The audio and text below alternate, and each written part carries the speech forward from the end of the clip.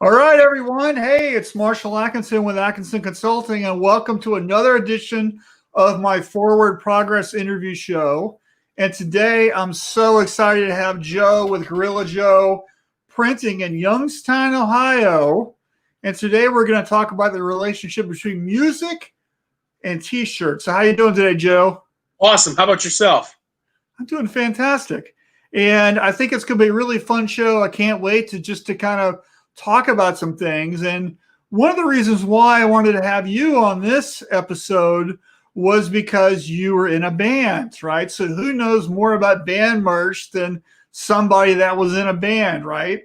So before we get too far into it, why don't you talk about your band and what you guys did, and then maybe talk about your shop now. And then after that, I'll share some photos, and I got a little video that I found that you sent me, and we can kind of share a bunch of stuff. Cool. Yeah. So the band that like you're referring to is a band that I was in called From a Second Story Window. We were signed to a label called Metal Blade Records. We toured our asses off. Started the band when I was super young, 16 or earlier, but it was called something else. Anyways, we, when we really started touring was when I was 18. So it was my senior year of high school. We were touring our asses off. Sorry for swearing. I don't know if that's. It's okay. They've heard that word before, I'm sure. I know. I'll refrain from the F words and anything else. But hey, thanks. Yeah. So my senior year of high school, they were like, you have 3.86 grade point average. Do you want to like be in the National Honor Society? I was like, no, I'm going to Philly next weekend, and then New York City the next day. Like, I'm not doing this. So long story short, we were like touring as much as we could when I was still in high school. And then when I was basically done with high school was when we started really full-time touring. But we had some screen printers that printed for us. And what year was that, Joe? 2002. Okay. So I'm 36. And then I was 18. So 18 years ago. I just hired a girl who's 18. She was born in 2002. Yeah, so great. I feel so like old, but whatever. Hey, don't get me started. Right on. But so like this guy that would print for us was just like this guy out of his house. And it was all right. It wasn't for cost or anything like that. It was just kind of anybody. He was the only person that like took me seriously, I guess. Like, because at 16 years old, I'm calling this guy up saying, "Hey, I need shirts," and he's like, "Oh, all right. Are you gonna pay me? That kind of stuff." And like, I had so many nightmares with this guy, with just probably using the most regular ink with Jersey 29Ms, but back at the time, I don't know what they were. They were 50/50 still, a long time ago. But dye migration was absolutely crazy. The prints were always off, and I was just kind of like, okay, so I can only give this guy black or dark ink prints to print because, and like at 18 years old, I'm calling this 50-year-old man up saying, "This looks like crap. Can you please? I mean, I'm not paying for these. I can't pay for these. I've already paid for them. So can you give me a credit? Can you give me my money back? Whatever." Anyways, so that's how we first got started. And he would give us tour support. But just like anything else, when you're a band on tour, your transmission goes, you need to rent a van. Those are the people that get paid first, not the merch company. Right. Right. So I'd always be calling him from a payphone because I didn't have a cell phone at the time, and being like, "Hey man, I know we owe you $5,000, but we just had to replace the transmission in our van, or we had to get a rental van.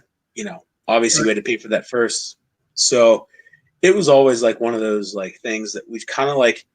He gave us a little leeway, and bigger our band got, we actually went to a bigger company. I don't want to say any names because they're still around and stuff. Everything's good, but Hey, can I share some of these pictures? You can tell us what we're looking at. For sure. All right, let's see them. All right, let's see if I can figure out how to do this. Woo! Oh Right, yeah. there's your butt. All right. So those Ash shorts that I have were printed from a buddy of mine at Steve's Tees. He like that was like the first, I think, and only job he ever printed for us. But he also made me like transparencies for my first screens that I ever did when I got back into screen printing. When I was like, okay, I need to do this. But yeah, like those were funny. Like, I mean, And where was this? Do you know? That show. Yeah. No, I think it was in Jacksonville, Florida. I think. Yeah. Is that your beer right here? I mean, yeah, probably one of many. I mean, like I would have a beer for in between songs and then mixed drinks. Just just because it's rock and roll, dude. Well, yeah, I know. Here you and go. Then, so that's in. Is this where Gorilla Joe started? No, no. I used to dye my hair black, and everybody used to call me a silverback gorilla. And the way I got my company name was I was printing shirts for Penn State University, and they were like, but I was printing from my home, so I was kind of like, kind of tail between my legs. They were like, "All right, what's your company called?" I hung up the phone and pretended like that I had bad reception or something like that.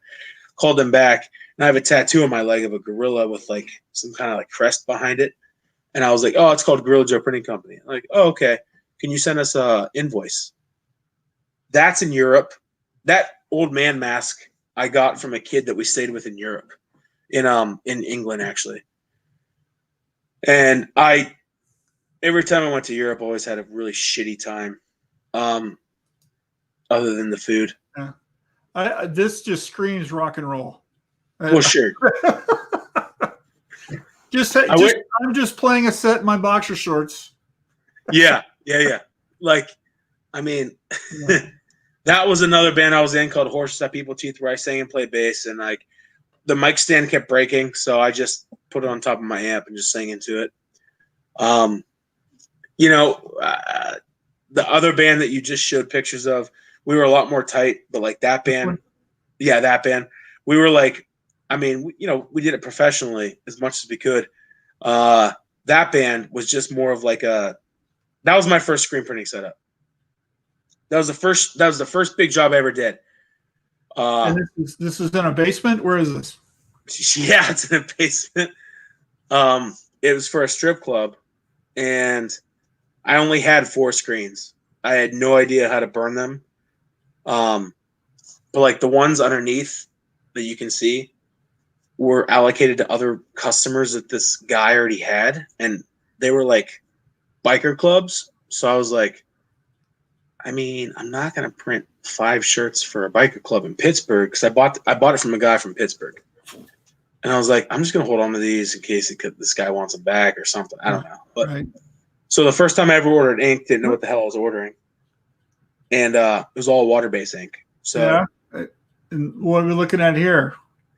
Well, our artist that works for us did a family picture of us just completely jacked up. Yeah, I'd say this is the Walking Dead inspired family portrait. Yeah. And then that's me when I was in, I don't know, 11th grade with a friend of mine who played drums in the first band that I ever played in. I don't know. Obviously, you can tell we were on different wavelengths.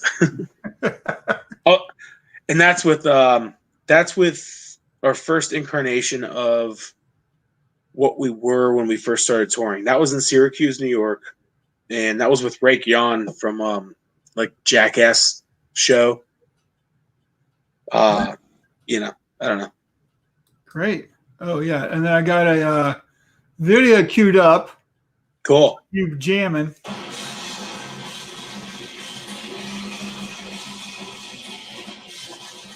We made all of our own lights.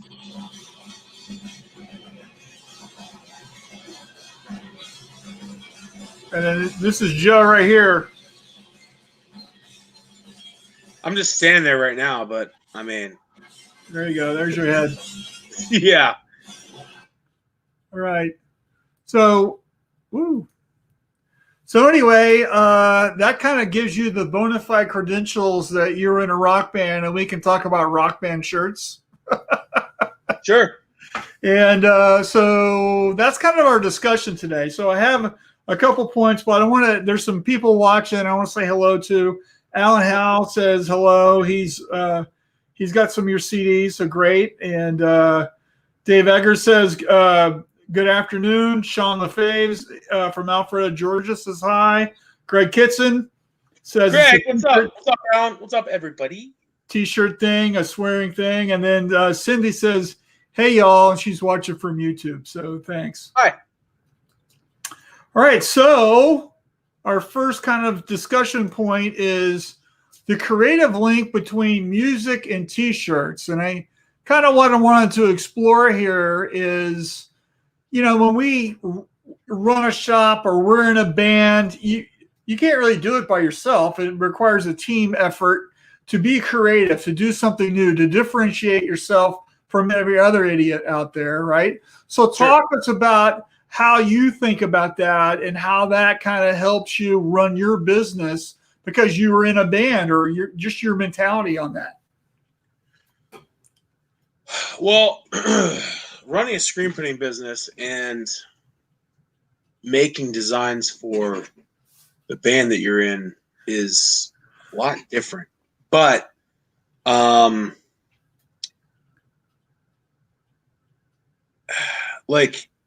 so I learned Photoshop on my own because I had some free versions of it, or whatever. I mean, I still have, it's funny because over there I was looking for an old design that I made when I was in high school for my old band that you posted when I was in high school. I mean, I bought that with graduation money, so yeah. I mean, I didn't grow up with a cell phone. I didn't grow up. My stepson's got a better phone than I do, and he's 14. Anyways, so I was looking for, the old design and everything. And back then, you just stay up really late at night, kind of messing around with things, I've done the whole make things on Microsoft Paint and send things off to the sticker guy or whatever. And I remember all the emails that I used to get from the big printer we used for some of our other stuff before I knew anything. And he'd always be like, dude, I need something better. I need something better. And now you feel that pain, don't you? Yeah, for sure. But at the same time, I do feel like we do get stuff that's kind of ready to go that I've always been like, okay, so were those people just I kind of feel like if their team would have maybe cleaned it up just a little bit, it would have saved the time of the owner sending me emails. Does that make sense? Yeah. Meaning okay, so all it is an adjustment tool in Photoshop, and then we're good to go. It's a little more crisp, or whatever. But I don't know. So I was self-taught with everything, would make my own designs, would send this stuff to people. And I mean, to be honest with you, we're spending the last bit of our money on these shirts that we want people to wear. And I've been let down so many times. Yeah. Were you selling the shirts, or we just give them away? Oh, sell them. I mean, we would, absolutely sell them. And back then, you sell shirts for $10. Mm-hmm. So, if it was a full color design that we paid $500 for the design for, which we were at the time, I mean, here and there, in the first incarnations, we were making them ourselves. But if we paid somebody that was sought after, and you knew that shirt you were buying was from that person, yeah, we'd shell out $500, still sell the shirt for $10 or $15. But we're still getting charged, what we were getting charged. And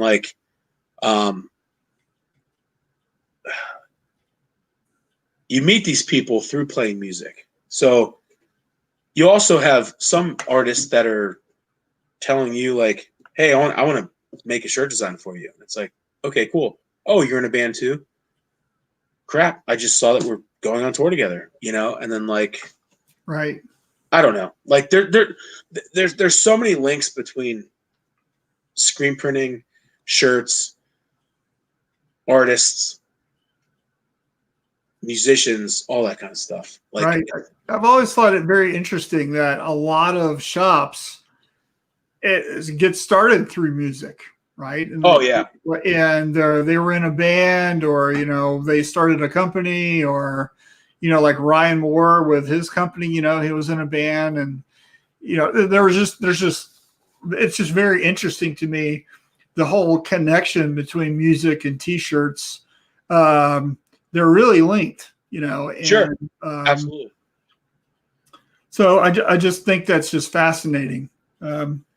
Yeah, I mean that's kind of like one of the funner things. Like we toured with this one band. I mean, it was a very small tour. I mean, there was probably 50 people at every show every night. Yeah.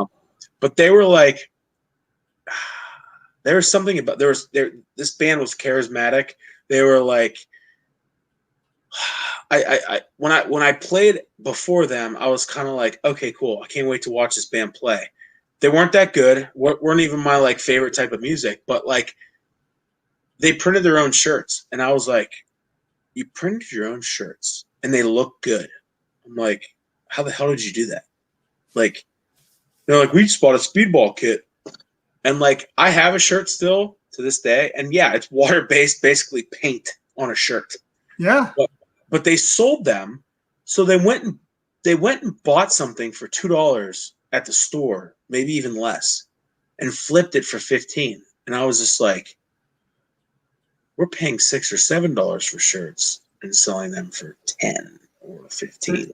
And that kicked in the entrepreneur gene. Absolutely. Yeah. Yeah. Which, I mean, I was just like, okay, these shirts look like crap. Our shirts look better, but they must be a better band because they're selling more shirts. But I don't know if that really even matters. So as a musician, do you judge the band on their merch sales or the quality of their music? To be honest with you, nowadays, I think music is terrible. I'm reverting back to what I listened to, like when I first started, like trying to play music, and like that holds more relevance than stuff nowadays. So I don't think anybody knows what they even like. Like, I don't want to, throw anybody under the bus, but I know some people that just have no, like they don't hold their music standards very high. Like, it's just like kind of like whatever's on the radio, or I don't know, whatever their friends think are cool. And even at 36 years old, like nobody really has much of a, I'm lucky I share an office with my art guy because we love the same stuff. And I'm like, dude, did you hear this band? He's like, no, I never heard of that band. I'm like, who the hell is this you're playing? And he tells me, so I don't know, that kind of stuff. Like, was always cool. Well, I love music, and yeah. And I like it when I paint and do things. And I used to go to lots of concerts and stuff when I was younger. But anyway, so if you guys have a question for me or Joe about music or whatever, please leave it in the comments. We've got a couple more people who've signed on. Brian Buffka says hi. Carlos says Gorilla rocks, big fan here. Right on. Heather Stribel says I miss Joe. Who does? Heather Stribel. Hey, Heather. And Alan says, hey, hello. And Carlos says that his boss, George Killian, who founded Sharprint, I know George, was a former jazz player. I didn't know that. That's very interesting. Better bass player than I am. Yeah? Oh. Do you know George? No, I don't. So, like, music and screen printing is so different with me. Like, I wanted to be good enough just to play in bands. Like, learn what I had to learn and do what I had to do, but I wasn't out there to be the best by any means. Like, I just wanted to survive, like, and like just kind of be like in the band. Like, we toured with some bands in Europe before that, like, the one kid after every show would storm off the stage and say how bad of a job he did. And like, he was in a big band. They were called All Shall Perish. And like, they've gotten even bigger since then.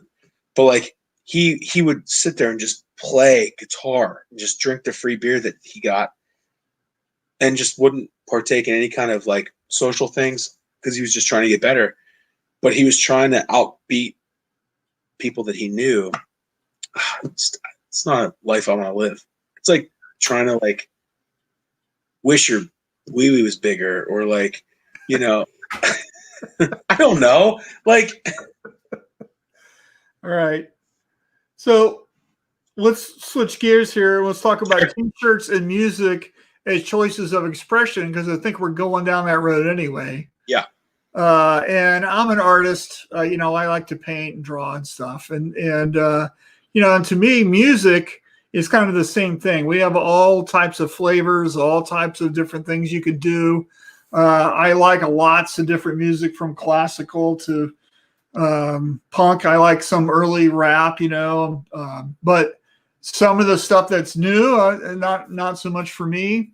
My son, he keeps trying to get me interested in the music that he likes, and I'm like, not what's so he much. like? I don't know. I can't remember any, but you know, it's just not my cup of tea, right? Sure. And that's okay. Everybody, it's all subjective, right? And it's the same thing with art. I think though, for t-shirts though, what's interesting here is the choices that we make, right? So does your rock shirt, your band shirt, have to be in black, right? Can it be in other colors? Can it be on camouflage? Can it be on other things to separate you? Or is it strictly driven by what the market is going to buy, right? So you've printed shirts for bands, and you've got your own band shirts that you've done. So what have you done that was unusual, that sold well? Have you done anything like that? Yeah. So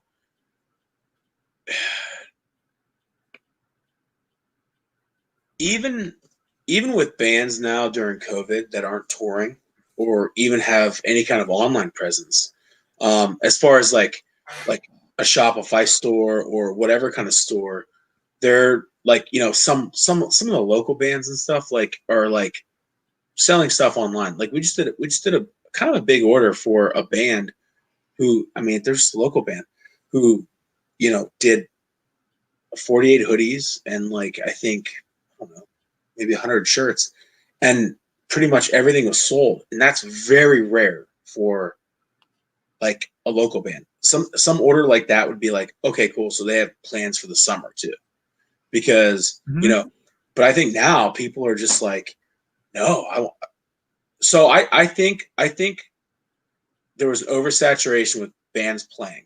So I think everybody got so used to seeing shows, live music at every single bar they go to, you know, whatever. I think now when things go back to normal, bands are going to like really have a ton of stuff that pops up, and like people are going to like come see them. So I think merch sales are going to be up too.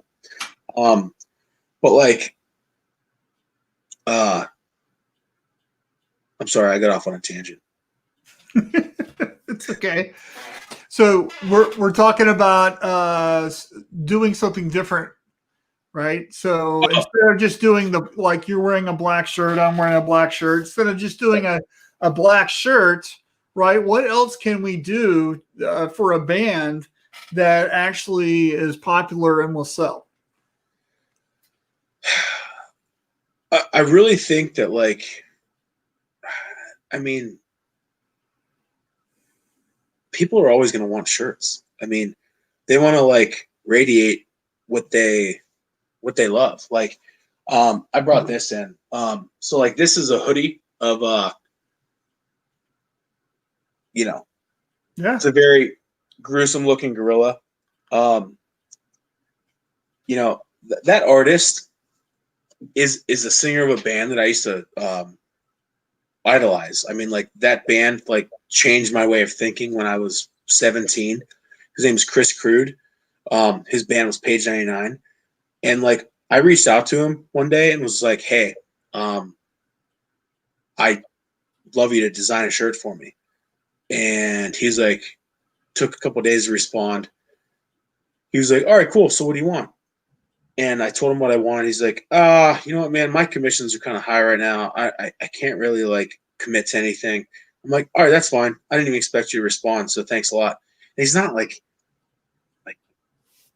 fucking Marilyn Manson or anything like that. You know, it's just like, he's just a normal guy. But finally we came up with everything, and he designed exactly what I wanted. And, you know, this can be printed on anything dark. I have, you know, the other version of it too. But I think if you just have something that's like printed and the band is really good and like that's what you want, like then it is what it is. Like music is so weird because I've seen a lot of crap just printed on something and it just says this, like, but they're so good that it doesn't matter. Do you know what I mean? Yeah. Like it doesn't have to be this 8-color simulated process job for people to buy it. No, I mean, it just has to say Tool on it, and then everybody buys it. yeah. I mean, Tool rules. I love Tool. Or Kiss, right? The Kiss Army will buy anything with the Kiss logo on it. Right. Yeah. So, I mean, or Metallica, right? Sure. It doesn't matter what they're trying to sell. Just if the logo's on it, we're going to buy it. So I have an online store. Like it's not that crazy. I try to keep my business separate from any online stores that I have, because if we offend anybody, like I don't want that to come back to my shop. But like I do sell these online, and like people buy them because they know who he is and who his band is, and like they might think our shop's You like, mean the gorilla shirt you just showed? Yeah.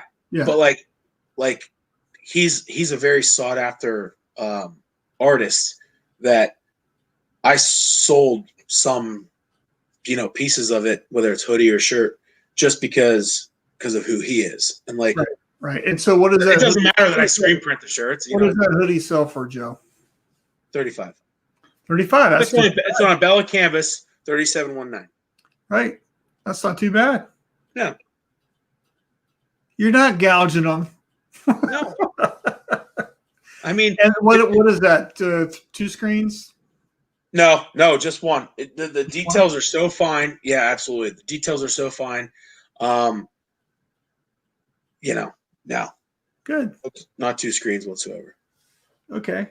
So let's whip into another topic here. So more than merch, t-shirts show loyalty. So, you know, if I like a band, I'm getting the shirt, right? And that shows my loyalty. And right now, during COVID, they're not touring. You might do that virtual concert, right? And then, of course, holidays coming up. And so they make a great gift if you like that band, right? And a lot of people do that. But a lot of people use t-shirts as the billboard that says, hey, this is what I like. This is who I am. If you like, you know, insert your band here, then I'm like you and we have an affinity together, right? So like, for instance, that gorilla hoodie that you just showed, if somebody is into that guy, right, then they recognize that and it's instantly a conversation, right? Absolutely. You know, there's a lot of stuff that he did that doesn't even say their band name on it. You just know who it is. And I have a lot of his old shirts. Like there's a friend of mine that sent me this, which is like made by the same guy. You know, it's just like very morbid, weird stuff. Made by the same guy, and like we just traded shirts. Like I traded him a shirt from our shop for that, but that's actually a band shirt. That's not my size, but you know, I just wanted it. So that's I mean, I wanted it. I had to have it. And you know, my art guy, he's smaller than me, so he's like a medium or large. There's a band that, you know, when they first started, they changed their name from one name to another, changed their sound completely. I was absolutely obsessed. I mean, like, it was 2004, like, played with them, like, kind of on a whim. It was really weird and absolutely obsessed. Got their shirt in the mail that they screen printed.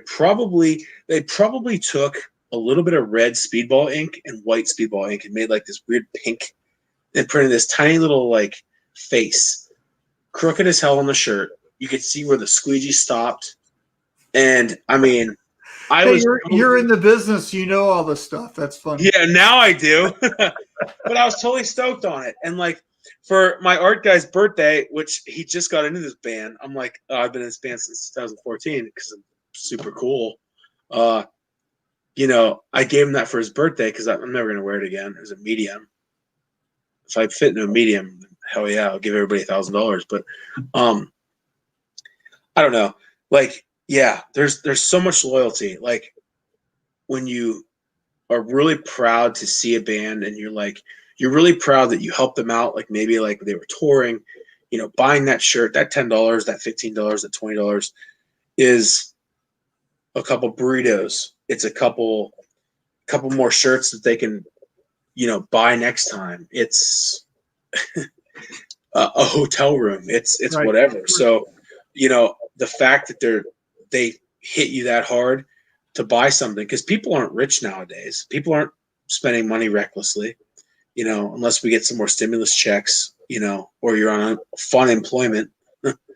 You know, you're not going to be spending recklessly. So when I always gauged it like this, like I said, sorry to pontificate, but when I would play 21 and over shows, like, you know, everybody there who has to pay an admission fee wants to be there because for one, they got to work tomorrow morning if it's a weekday. For two, they don't have much money. For three, they probably have child support and or a kid. And for four, like, if they buy a shirt from you, they friggin' love you because they already paid to get in. They already paid for more expensive drinks because most bands get a cut of the bar. So the bar jacks up the price 50 cents. And they bought a shirt. They really dig you. So you don't even have to have a good job or attaboy. They're just that's what it is. It's almost like a reorder. You know, right. Someone doesn't have to say, "Hey, I love my shirts. Great job." No, it's just right. Next time they order, that's the attaboy. Are you helping bands with online stores and helping them sell merch that way, or you just print shirts for bands and they have to figure that out? What do you do? I offer both. I use Printavo merch, or like I just kind of like try to let people figure out what they want to do. I try not to do like a permanent store, you know, and Printavo's not giving me any kind of thing or anything like that. It's kind of the first thing that came to my brain. But we usually deal with bands that do pre-orders. So they do pre-order, they you know, collect everything, whatever they do, and then, you know, we just print what they already have paid for or whatever, you know. Right. I've tried to eliminate that step for them, but, you know, that's not necessarily our bread and butter. We don't print for a ton of bands.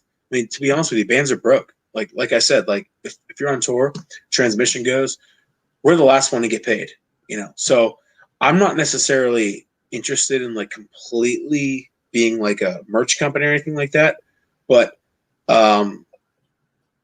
you know, for this time, you know, if somebody wants a store, we'll absolutely make them one. Mm-hmm. But a lot of times they have them. Great. And so the last topic here is, what do you think really makes a great band shirt? I mean, is it the artwork? Is it the shirt? Is it the colors? I mean, what is it? It's the band. I mean, like, it's the band. You're designing for a band, right? There's a band that just can't, hey, Joe, make me some shirts, right? So what are you going to do that's going to make them the best band shirt that they can use to generate cash, right? So what really makes that shirt stand out?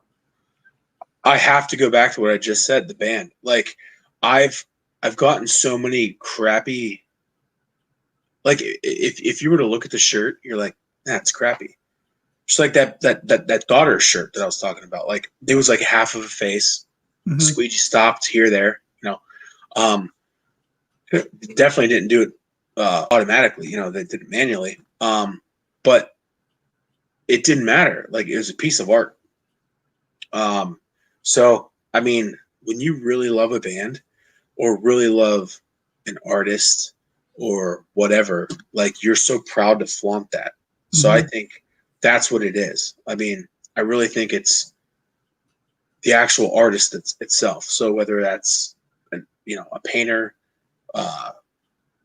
calligraphy artist, a pottery person, screen printer, or a musician. I mean, I really think that you're going to wear whatever and be proud of it because, I mean, there's a lot of like things around our area that, for instance, like, okay, so a guy that was in my old band, like, is a black belt in jiu-jitsu.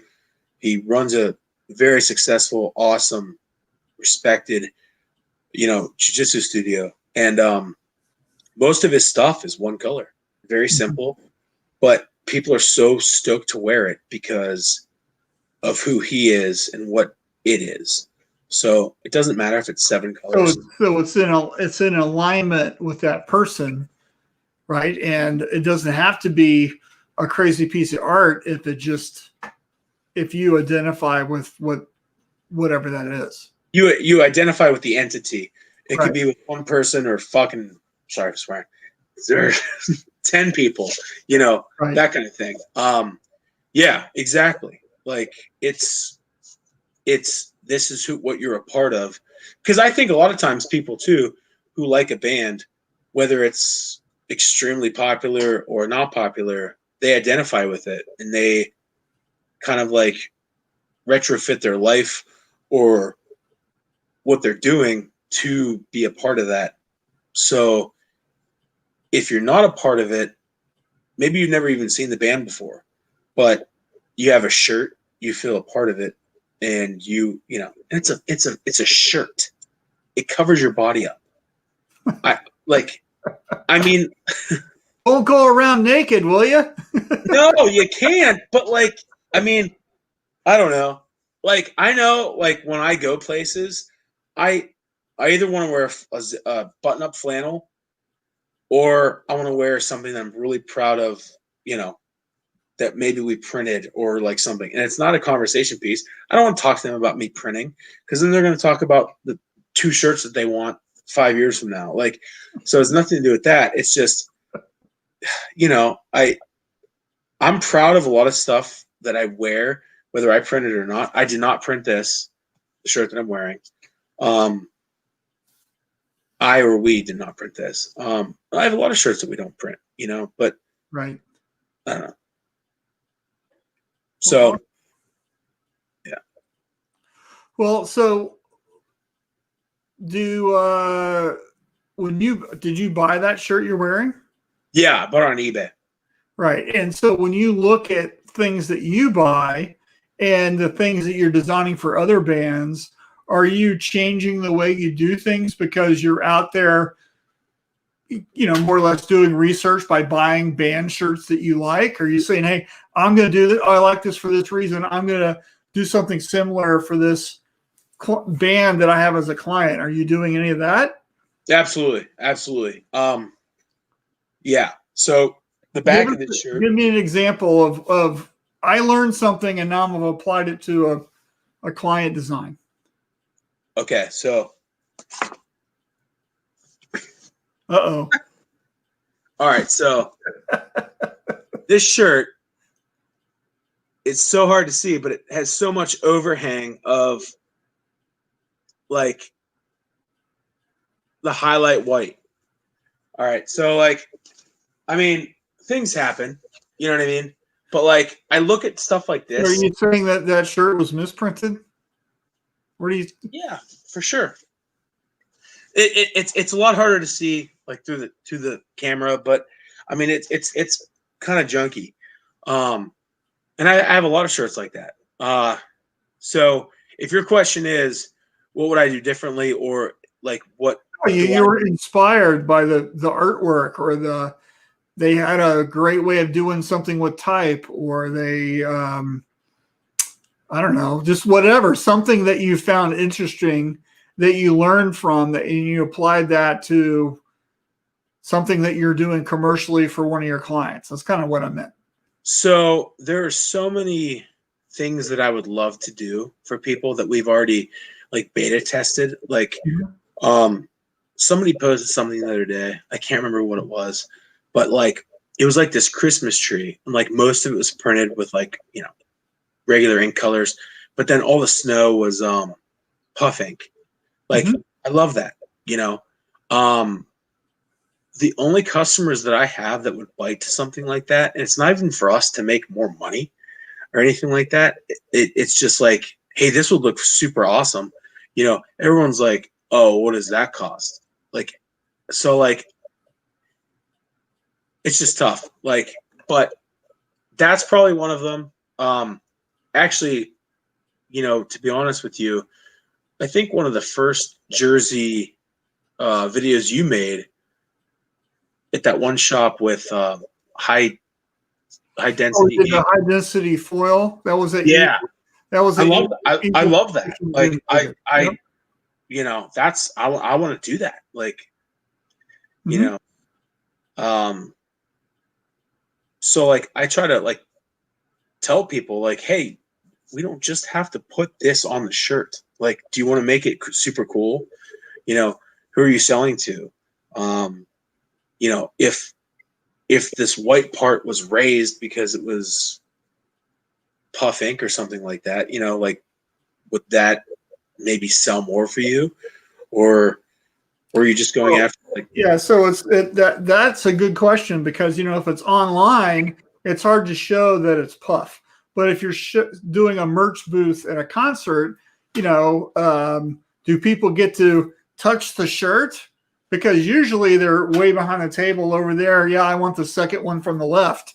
Exactly. Know that it's puff. And it's a shop light hanging down that you can't see anything anyways. But if it's foil, or it's high density with foil on it, a really great cool trick is to print something high density and then hit it with foil on the top, right? So it looks like a nail head, right? And so you could do a whole design where you got little nail heads and stuff in the design, and it's replicating something that's metallic, but it's just really ink and some foil, and super simple to do, right? Right.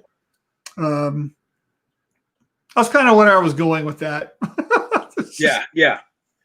You know, some fun things that we could do to enhance things and sell more stuff, right? So sure. Well, cool. So do you have a favorite band t-shirt story? Like, as far as one I've acquired? Yeah, whatever. So, you know, with your own band, or one you did for a band, or whatever. Just, well, you know, rock and roll t-shirts, man. What's your favorite story? So I've been obsessed with that company called Winterland. Yep. Do you remember them? Yeah, sure. Okay. So I used to, I don't know why this is like such a thing for me. Like, I don't even listen to Marilyn Manson anymore, but like I was obsessed with Marilyn Manson growing up. Like, it kind of changed my way of just doing anything.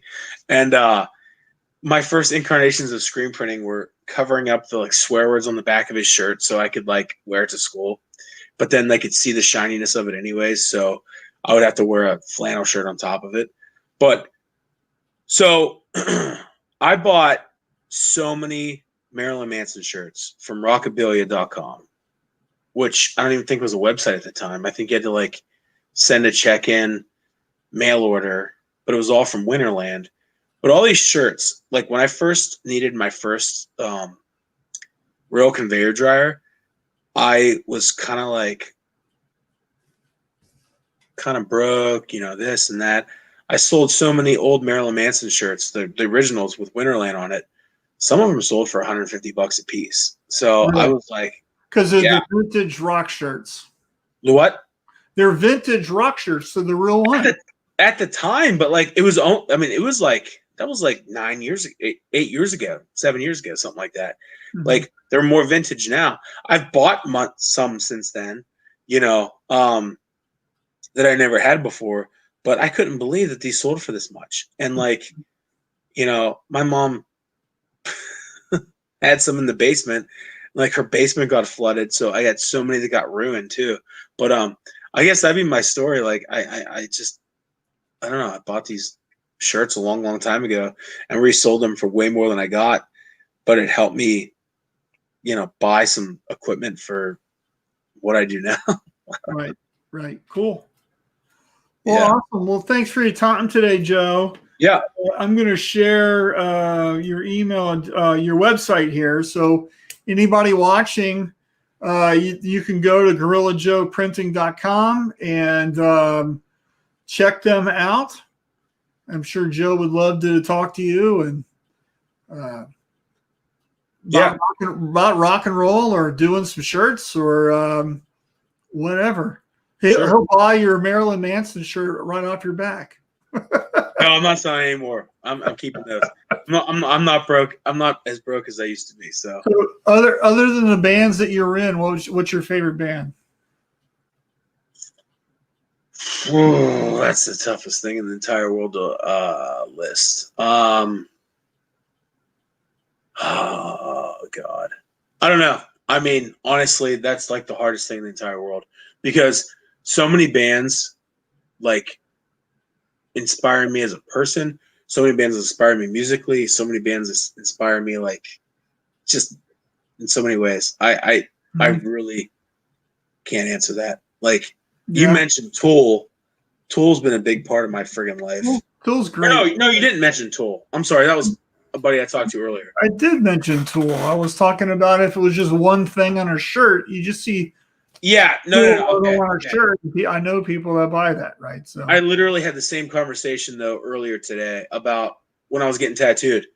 He was like, "So what's your take on spending 10 years on a record or a year and blah blah blah?" So two people talked about Tool today.